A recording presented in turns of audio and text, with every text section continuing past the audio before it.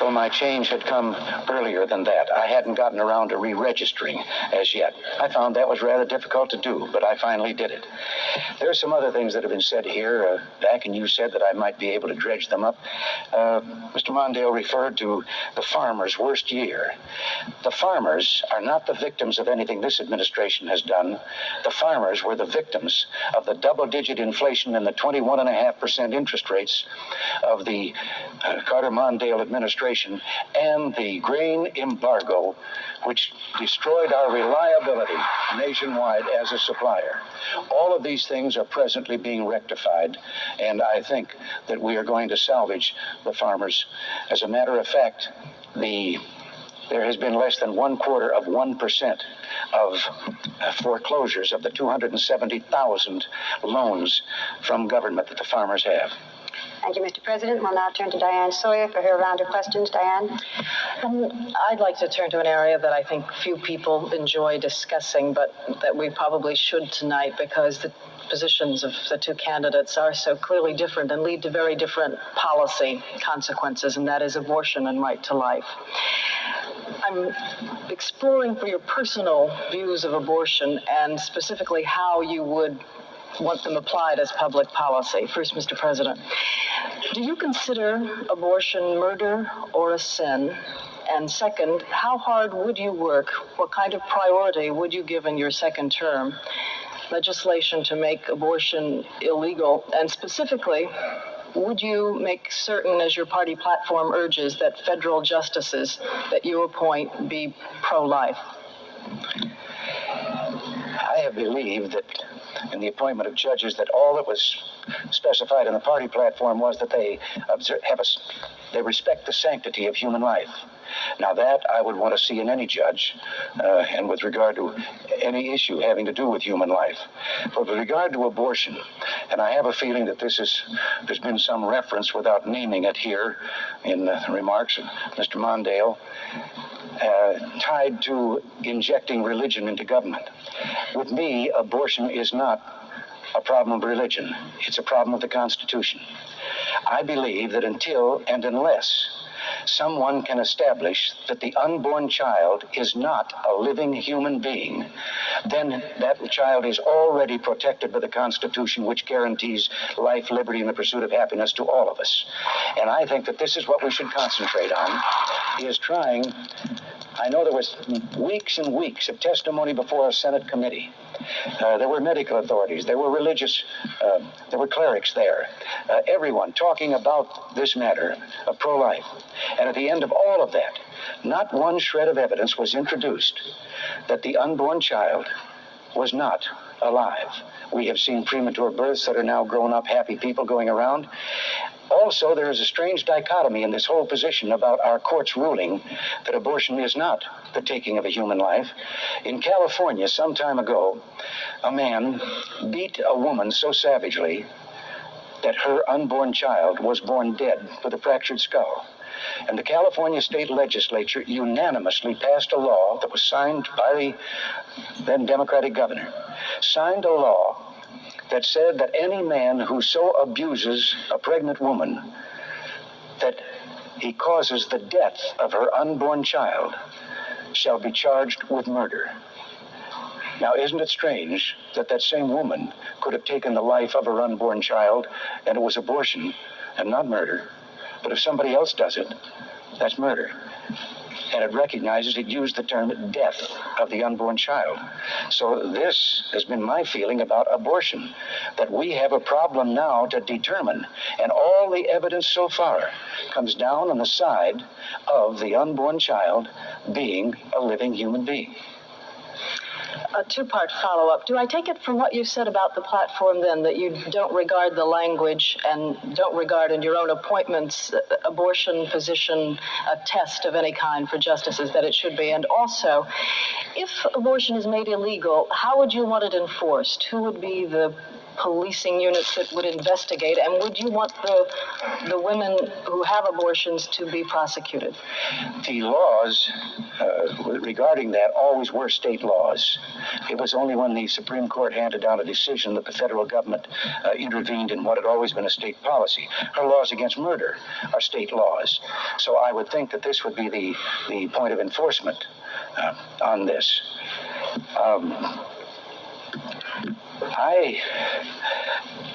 As I say, I feel that we have a problem here to resolve. And no one has approached it from that matter. It does not happen that the church that I belong to had that as part of its dogma. I know that some churches do. Now, it is a sin if you're taking a human life. On the same time, in our Judeo-Christian tradition, we recognize the right of taking human life in self-defense. And therefore, I've always believed that a mother, if medically it is determined that her life is at risk if she goes through with the pregnancy, she has a right then to take the life of even her own unborn child in defense of her own. Mr. Mondale, to turn to you, do you consider abortion a murder or a sin? And bridging from what President Reagan said, he has written that if society doesn't know whether human life in fact does begin at conception, as long as there is a doubt that the unborn child should at least be given the benefit of the doubt, and that there should be protection for that unborn child. This is one of the most emotional and difficult issues that could possibly be debated. I think your questions, however, underscore the fact there is probably no way that government should or could answer this question in every individual case and in the private lives of the American people. The constitutional amendment proposed by President Reagan would make it a crime for a woman to have an abortion if she had been raped or suffered from incest. Is it really the view of the American people, however you feel on the question of abortion, that government ought to be reaching into your living rooms and making choices like this? I think it cannot work, won't work, and will lead to all kinds of cynical evasions of the law. Those who can afford to have them will continue to have them. The disadvantaged will go out in the back alley as they used to do. I think these questions are inherently personal and moral, and every individual instance is different. Every American should be aware of the seriousness of the step. But there are some things that government can do and some things they cannot do. Now, the example that the president cites has nothing to do with abortion. Somebody went to a woman and nearly killed her. That's always been a serious crime and always should be a serious crime. But how does that compare with the problem of a woman who's raped? Do we really want those decisions made by judges who've been picked because they will agree to find the person guilty? I don't think so, and I think it's going in exactly the wrong direction. In America, on basic moral questions, we have always let the people decide in their own personal lives. We haven't felt so insecure that we've reached for the club of state to have our point of view. It's been a good instinct, and we're the most religious people on earth. One final point. President Reagan, as governor of California, signed a bill which is perhaps the most liberal pro-abortion bill of any state in the Union. But if I can get you back for a moment on my point, which was the question of when human life begins, a two-part follow-up. First of all, at what point do you believe that human life begins in the growth of a fetus? And second of all, you said that government shouldn't be involved in the decisions, yet there are those who would say that government is involved, and the consequence of the involvement was 1.5 million abortions in 1980. And how do you feel about that? The basic decision of the Supreme Court is that each person has to make this judgment in her own life, and that's the way it's been done. And it's a personal and private moral judgment.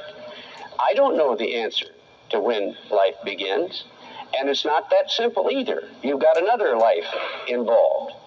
And if it's rape, how do you draw moral judgments on that? If it's incest, how do you draw moral judgments on that?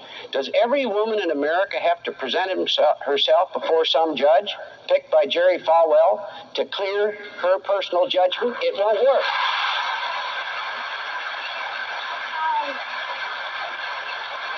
I'm sorry to do this, but I really must talk to the audience. You're all invited guests. I know I'm wasting time in talking to you, but it really is very unfair of you to applaud sometimes louder, less loud, and I ask you as people who are invited here and polite people to refrain. We have our time now for rebuttal. Mr. President. Yes. Well, with regard to this being a personal choice, isn't that what a murderer is insisting on? His or her right to kill someone because of whatever fault they think justifies that. Now, I'm not capable, and I don't think you are, any of us, to make this determination that must be made with regard to human life. I am simply saying that I believe that that's where the effort should be directed, to make that determination. I don't think that any of us should be called upon here to stand and make a decision as to what other things might come under the self-defense tradition. That, too, would have to be worked out then when you once recognize that we're talking about a life. But in this great society of ours, wouldn't it make a lot more sense, in this gentle and kind society, if we had a program that made it possible for when incidents come along in which someone feels they must do away with that unborn child, that instead we make it available for the adoption? There are 1.5 million people out there standing in line waiting to adopt children who can't have them any other way. Mr. Mondale? I agree with that, and that's why I was a principal sponsor of a liberal adoption law, so that more of these children could come to term, so that the young mothers were educated, so we found an option, an alternative. I'm all for that. But the question is whether this other option proposed by the president should be pursued, and I don't agree with it. Since I got about 20 seconds, let me just say one thing. The question of agriculture came up a minute ago. Net farm income is off 50% in the last 3 years, and every farmer knows it. And the effect of these economic policies is like a massive grain embargo, which has caused farm exports to drop 20%. It's been a big failure. I oppose the grain embargo in my administration. I'm opposed to these policies as well. I'm sitting here like the great school teacher, letting you both get away with things because one did it, the other one did it. May I ask in the future that the rebuttal stick to what the rebuttal is, and also foreign policy will be the next debate. Stop dragging it in by its ear into this one. Now, having admonished you, I would like to say to the panel, you are allowed one question and one follow-up. Would you try as best you could not to ask 2 and 3? I know it's something we all want to do. 2 and 3 questions as part 1 and 2 and 3 as part 2. Having said that, Fred, it's yours. Thank you. Mr. Mondale, let me ask you about middle-class Americans and the taxes they pay. I'm talking about, not about the rich or the poor, I know your views on their taxes, but about families earning $25,000 to $45,000 a year. Do you think that those families are overtaxed or undertaxed by the federal government? In my opinion, as we deal with this deficit, people from about $70,000 a year on down have to be dealt with very, very carefully, because they are the ones who didn't get any relief the first time around. Under the 1981 tax bill, people making $200,000 a year got $60,000 in tax relief over 3 years, while people making $30,000 a year, all taxes considered, got no relief at all, and their taxes actually went up. That's why my proposal protects everybody from $25,000 a year or less against any tax increases, and treats those $70,000 and under in a way that is more beneficial than the way the president proposes with a sales tax or a flat tax. What does this mean in real life? Well, the other day, Vice President Bush disclosed his tax returns to the American people. He's one of the wealthiest Americans, and he's our vice president. In 1981, I think he paid about 40% in taxes. In 1983, as a result of these tax preferences, he paid a little over 12%, 12.8% in taxes. That meant that he paid a lower percent in taxes than the janitor who cleaned up his office or the chauffeur who drives him to work. I believe we need some fairness, and that's why I proposed what I think is a fair and a responsible proposal that helps protect these people who've already gotten no relief or actually got a tax increase. It sounds as if you were saying you think this group of taxpayers making $25,000 to $45,000 a year is already overtaxed, yet your tax proposal would increase their taxes. I think your aides have said those earning about $25,000 to $35,000, their tax rate would go up, their tax bill would go up $100, and from $35,000 to $45,000, more than that, several $100. Wouldn't that stifle their incentive to work and invest and so on, and also hurt the recovery? The first thing is everybody 25,000 other would have no tax increase. Mr. Reagan, after the election, is going to have to propose a tax increase. And you will have to compare what he proposes, and his Secretary of the Treasury said he's studying a sales tax or a value-added tax. They're the same thing. They hit middle and moderate income Americans and leave wealthy Americans largely untouched. Up until about $70,000 as you go up the ladder, my proposals will be far more beneficial. As soon as we get the economy on a sound ground as well, I'd like to see the total repeal of indexing. I don't think we can do that for a few years, but at some point we want to do that as well. Mr. President, let me try this on you. Do you think middle-income Americans are overtaxed or undertaxed? You know, I wasn't going to say this at all, but I can't help it. There you go again. I don't have a plan to tax or increase taxes. I'm not going to increase taxes. I can understand why you are, Mr. Mondale, because as a senator, you voted 16 times to increase taxes. Now, I believe that our problem has not been that anybody in our country is undertaxed. It's that government is overfed.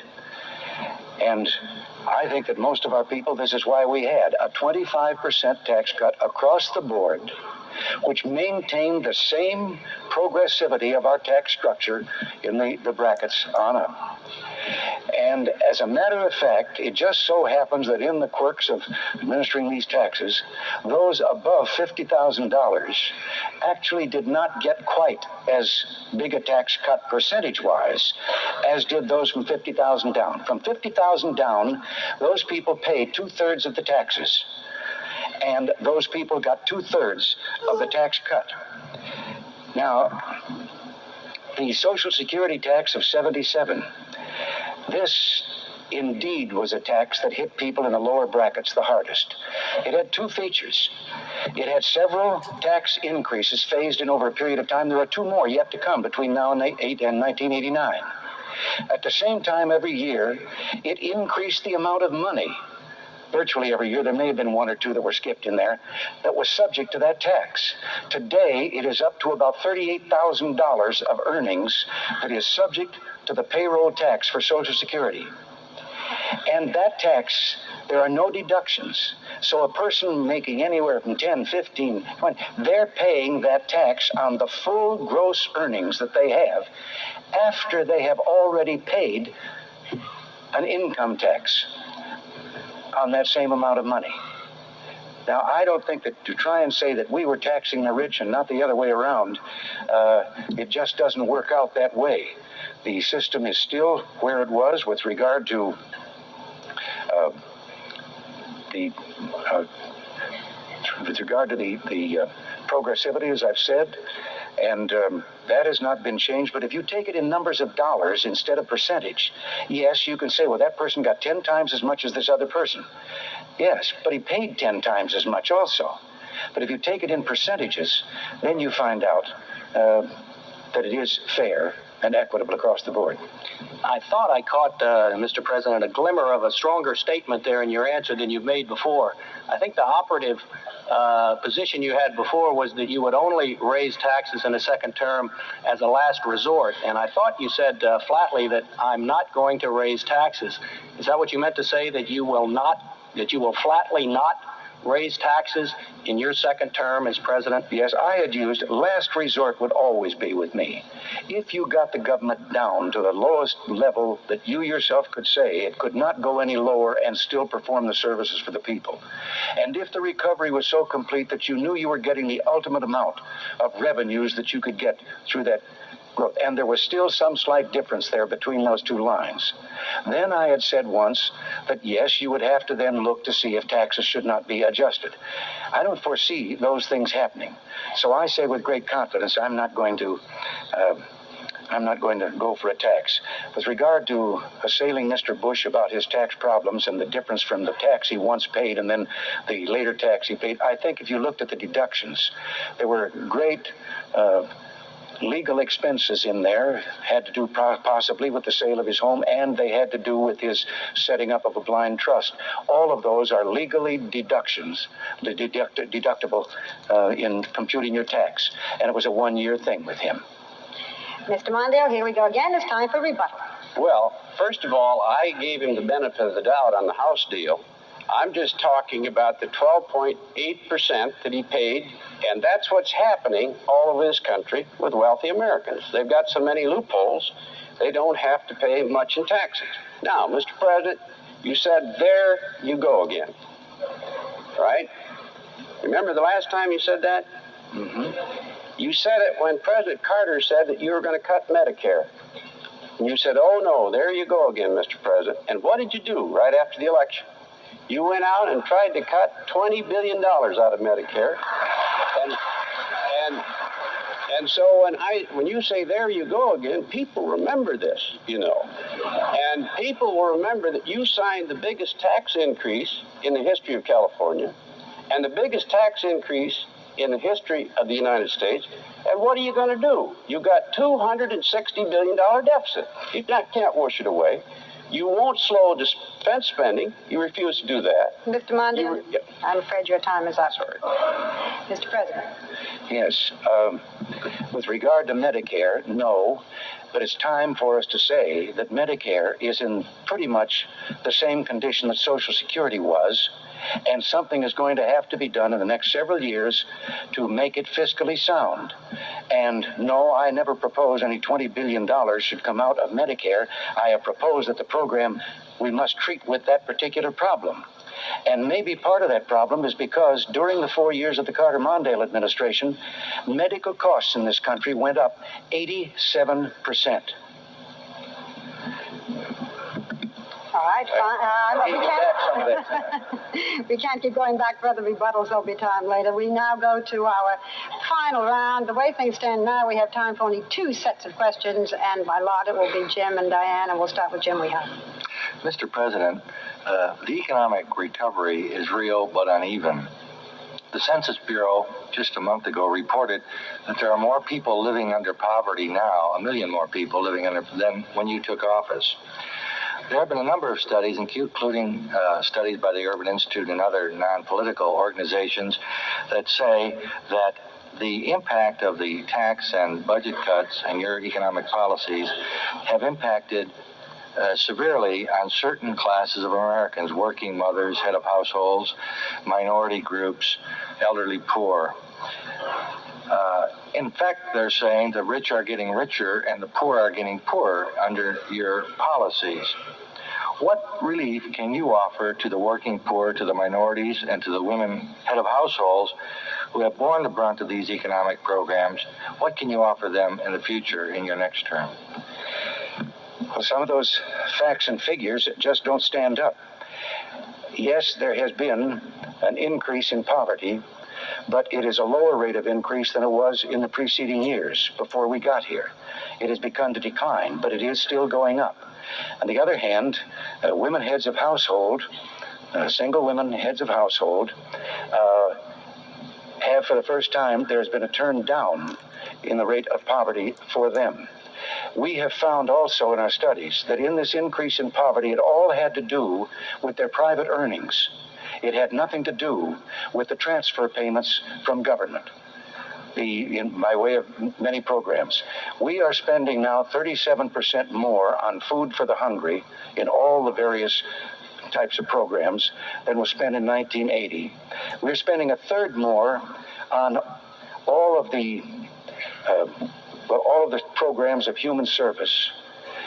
We have more people receiving food stamps than were ever receiving them before. 2,300,000 more are receiving them, even though we took 850,000 off the food stamp rolls because they were making an income that was above anything that warranted their fellow citizens having to support them. We found people making 185% of the poverty level were getting government benefits. We have set a line at 130% so that we can direct that aid down to the truly needy. Some time ago, Mr. Mondale said something about education and college students and help of that kind. 1 out of 2 of the full-time college students in the United States are receiving some form of federal aid. But there again, we found people that there were, under the previous administration, families that had no limit to income were still eligible for low-interest college loans. We didn't think that was right. And so we have set a standard that those loans and those grants are directed to the people who otherwise could not go to college. Their family incomes were so low. So there are a host of other figures that reveal that the grant programs are greater than they have ever been, taking care of more people than they ever have. 7.7 million elderly citizens who were living in the lowest 20% of earnings. 7.7 million have moved up into another bracket since our administration took over, leaving only 5 million of the elderly in that bracket when there had been more than 13 million. Mr. President, in a visit to Texas and Brownsville, I believe it was, in the Rio Grande Valley, you did observe that the economic recovery was uneven. In that particular area of Texas, unemployment was over 14%, whereas statewide it was the lowest in the country, I believe 5.6%. And you made the comment that, however, that man does not live by bread alone. What did you mean by that comment? And if I interpret it correctly, it would be a comment more addressed to the affluent who obviously can look beyond just the bread that they need to sustain them with their wherewithal. That had nothing to do with the other thing of talking about their needs or anything. I remember distinctly I was segueing into another subject. I was talking about the things that have been accomplished, and that was referring to the revival of patriotism and optimism, the new spirit that we're finding all over America. And it is a wonderful thing to see when you get out there among the people. So that was the only place that was used. I did avoid, I'm afraid in my previous answer also, the idea of uneven. Yes, there is no way that the recovery is even across the country. Just as in the depths of the recession, there were some parts of the country that were worse off, but some that didn't even feel the pain of the recession. We're not going to rest and not going to be happy until every person in this country who wants a job can have one, until the recovery is complete across the country. Mr. Mondale, as you can gather from the question of the President, the celebrated war on poverty obviously didn't end the problem of poverty, although it may have dented it. The poor and the homeless and the disadvantaged are still with us. What should the federal government's role be to turn back the growth in the number of people living below the poverty level, which is now 35 million in the United States, and to help deal with the structural unemployment problems that the President was referring to in an uneven recovery?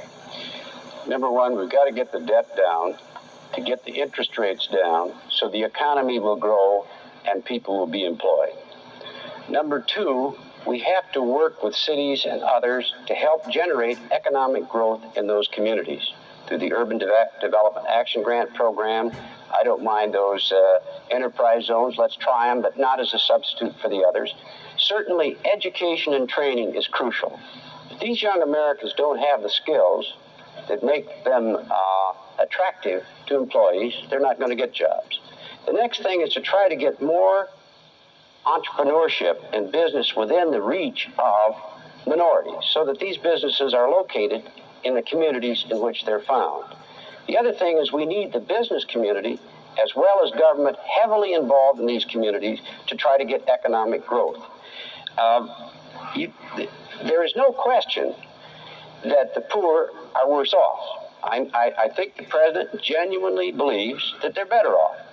But the figures show that about 8 million more people are below the poverty line than 4 years ago. How you can cut school lunches, how you can cut student assistance, how you can cut housing, how you can cut disability benefits, how you can do all of these things, and then the people receiving them, for example, the disabled, who have no alternative, how they're going to do better, I don't know. Now, we need a tight budget, but there's no question that this administration has singled out things that affect the most vulnerable in American life, and they're hurting. One final point, if I might. There's another part of the lopsided economy that we're in today, and that is that these heavy deficits have killed exports and are swamping the nation with cheap imports. We are now $120 billion of imports, 3 million jobs lost, and farmers are having their worst year. That's another reason to get the deficit down. Mr. Mondale, is it possible that the vast majority of Americans who appear to be prosperous have lost interest in the kinds of programs you're discussing to help those less privileged than they are? I think the American people want to make certain that that dollar is wisely spent. I think they stand for civil rights. I know they're all for education and science and training, which I strongly support. They want these young people to have a chance to get jobs and the rest. I think the business community wants to get involved. I think they're asking for new and creative ways to try to reach it with everyone involved. I think that's part of it. I think also that the American people want a balanced program that gives us long-term growth so that they're not having to take money that's desperate to themselves and their families and give it to someone else. I'm opposed to that, too. And now it is time for our rebuttal for this period, Mr. President. Yes, the connection that's been made again between the deficit and the interest rates. There is no connection between them. There is a connection between interest rates and inflation. But I would call to your attention that in 1981, while we were operating still on the Carter-Mondale budget that we inherited, that the interest rates came down from 21.5 down toward the 12 or 13 figure, and while they were coming down, the deficits had started their great increase. They were going up. Now, if there was a connection, I think that there would be a different parallel between deficit getting larger and interest rates going down. The interest rates are based on inflation. And right now, I have to tell you, I don't think there is any excuse for the interest rates being as high as they are because we have brought inflation down so low. I think it can only be that they're anticipating or expecting, not hoping, that maybe we don't have a control of inflation and it's going to go back up again. Well, it isn't going to go back up. We're going to see that it doesn't. And I haven't got time to answer with regard to the disabled. Thank you, Mr. President. Mr. Mondale. Mr. President, if I heard you correctly, you said that these deficits don't have anything to do with interest rates. I will grant you that interest rates were too high in 1980, and we can have another debate as to why, energy prices, and so on. There's no way of glossing around that. But when these huge deficits went in place in 1981, what's called the real interest rates, the spread between inflation and what a loan costs you, doubled. And that's still the case today. And the result is interest costs that have never been seen before in terms of real charges, and it's attributable to the deficit. Everybody, every economist, every businessman believes that. Your own Council of Economic Advisors, Mr. Feldstein, in his report, told you that. Every chairman of the Finance and Ways and Means Committee, Republican leaders in the Senate and the House are telling you that. That deficit is ruining the long-term hopes for this economy. It's causing high interest rates. It's ruining us in trade. It's given us the highest small business failure in 50 years. The economy is starting downhill with housing failure. Good. You're both very obedient. I have to give you credit for that. We now start our final round of questions. We do want to have time for your rebuttal. We start with Diane. Diane Sawyer. Since we are reaching the end of the question period, then, since in every presidential campaign, the candidates tend to complain that the opposition candidate is not held accountable for what he or she says, let me give you the chance to do that. Mr. Mondale, beginning with you. What do you think the most outrageous thing is your opponent said in this debate tonight?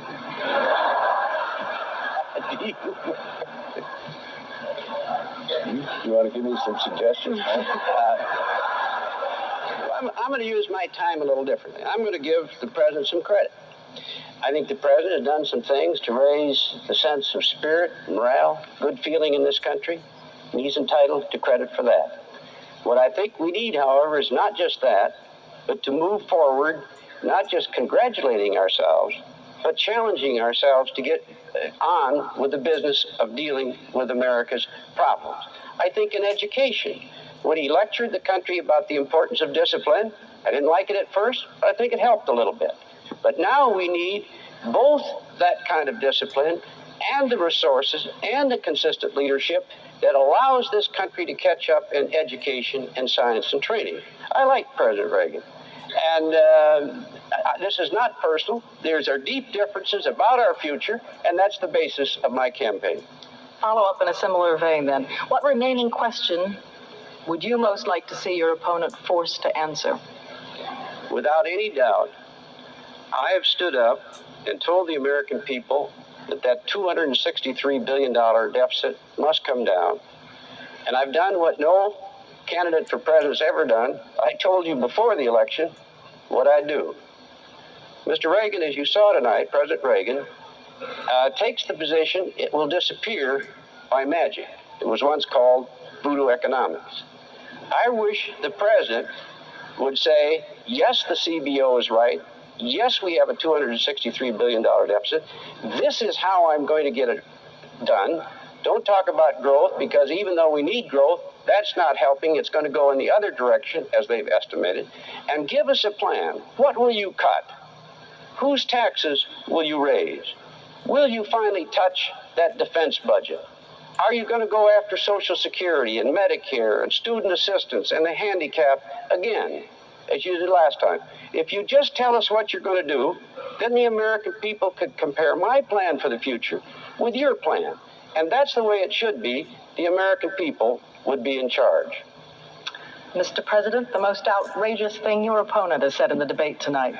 Well, now, I have to start with a smile since his kind words to me. I'll tell you what I think has been the most outrageous thing in political dialogue, both in this campaign and the one in '82. And that is the continued discussion and claim that somehow I am the villain who is going to pull the Social Security checks out from those people who are dependent on them. And why I think it is outrageous, first of all, it isn't true. But why it is outrageous is because for political advantage, every time they do that, they scare millions of senior citizens who are totally dependent on Social Security, have no place else to turn, and they have to live and go to bed at night thinking, is this true? Is someone going to take our check away from us and leave us destitute? And I don't think that that should be a part of political dialogue. Now, I just have a minute here. You have more time. You can keep going. Okay, all right. Now, Social Security, let's lay it to rest once and for all. I told you never would I do such a thing. But I tell you also now, Social Security has nothing to do with the deficit.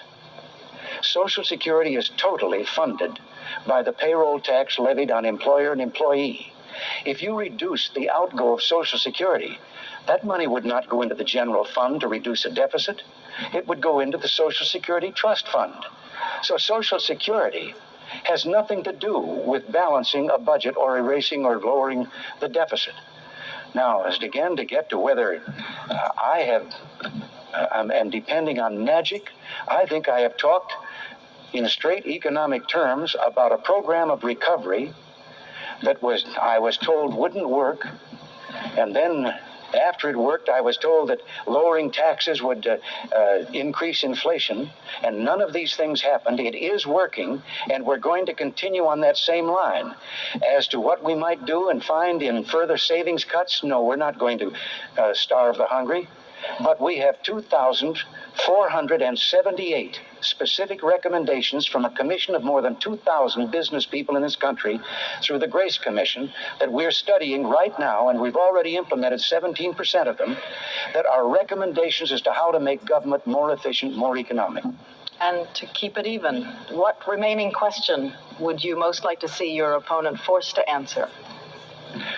Why the deficits are so much of a problem for him now, but that in 1976, when the deficit was $52 billion, and everyone was panicking about that, he said no, that he thought it ought to be bigger because a bigger deficit would stimulate the economy and would help do away with unemployment. In 1979, he made similar statements, the same effect, that the deficits, there was nothing wrong with having deficits. Remember, there was $1 trillion in debt before we got here. That's got to be paid by our children and grandchildren, too, if we don't do it. And I'm hoping we can start some payments on it before we get through here. That's why I want another 4 years. Well, we have time now if you'd like to answer the President's question or whatever rebuttal. Well, we've just finished almost the whole debate, and the American people don't have the slightest clue about what President Reagan will do about these deficits. And yet, that's the most important single issue of our time. I did support the 76 measure that he told about because we were in a deep recession and we need some stimulation. But I will say, as a Democrat, I was a real piker, Mr. President. In 1979, we ran a $29 billion deficit all year. This administration seems to run that every morning. And the result is exactly what we see. This economy is starting to run downhill. Housing is off. Last report on new purchases, it's the lowest since 1982. Growth is a little over 3% now. Many people are predicting a recession. And the flow of imports into this country is swamping the American people. We've got to deal with this problem. And those of us who want to be your president should tell you now what we're going to do so you can make a judgment. Thank you very much. We must stop now. I want to give you time for your closing statements. It's indeed time for that. From each of you, we will begin with President Reagan. I'm sorry. Mr. Reagan, you had your rebuttal, and I just cut you off because our time is going. You have a chance now for rebuttal before your closing statement. Is that correct? No, I might as well just go with it. You want to go with it? I don't Okay. think so. You want to wait? I'm all confused now. Technically, you did. I have little voices that come in my ear. You don't get those same voices. I'm not hearing it from here. I'm hearing it from here. All right. You have waived your rebuttal. You can go with your closing statement. Well, we'll include it in that. Okay. 4 years ago, in similar circumstances to this, I asked you, the American people, a question. I asked, are you better off than you were 4 years before? The answer to that, obviously, was no. And as a result, I was elected to this office and promised a new beginning. Now, maybe I'm expected to ask that same question again. I'm not going to, because I think that all of you, or not everyone, those people that are in those pockets of poverty and haven't caught up, they couldn't answer the way I would want them to. But I think that the most of the people in this country would say, yes, they are better off than they were 4 years ago. The question, I think, should be enlarged. Is America better off than it was 4 years ago? And I believe the answer to that has to also be yes. I promised a new beginning. So far, it is only a beginning. If the job were finished, I might have thought twice about seeking re-election to this job. But we now have an economy that, for the first time, well, let's put it this way, in the first half of 1980, gross national product was down a minus 3.7%. First half of 84, it's up 8.5%. Productivity in the first half of 1980 was down a minus 2%. Today, it is up a plus 4%. Personal earnings after taxes per capita have gone up almost $3,000 in these 4 years. In 1980 or 1979, a person with a fixed income of $8,000 was $500 above the poverty line. And this maybe explains why there are the numbers still in poverty. By 1980, that same person was $500 below the poverty line. We have restored much of our economy. With regard to business investment, it is higher than it has been since 1949. So there seems to be no shortage of investment capital. We have, as I said, cut the taxes, but we have reduced inflation. And for 2 years now, it has stayed down there, not a double digit, but in the range of 4 or below. We believe that we had also promised that we would make our country more secure. Yes, we have an increase in the defense budget. But back then, we had planes that couldn't fly for lack of spare parts or pilots. We had Navy vessels that couldn't leave harbor because of lack of crew or, again, lack of spare parts. Today, we're well on our way to a 600-ship Navy. We have 543 at present. We have our military, the morale is high. I think the people should understand that 2/3 of the defense budget pays for pay and salary, or pay and pension. And then you add to that food and wardrobe and all the other things, and you only have a small portion going for weapons. But I am determined that if ever our men are called on, they should have the best that we can provide.